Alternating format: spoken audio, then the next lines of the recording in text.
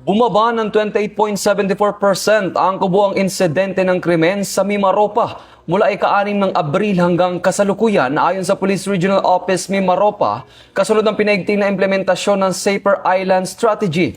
Mula sa 247 na kaso noong nakarang taon, bumaba ito sa 176.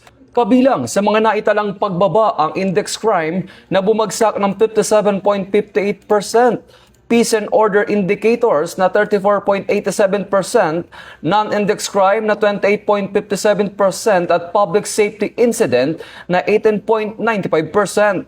Ayon kay Promi Maropa Regional Director, Police Brigadier General Jovencio Badua Jr., layunin ng Safer Islands Strategy na matiyak ang presensya ng pulisya sa lahat ng komunidad mula mainland hanggang malalayong isla.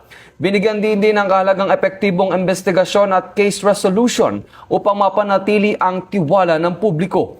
Ito ang bagong PNP para sa bagong Pilipinas, serbisyong mabilis, tapat at nararamdaman.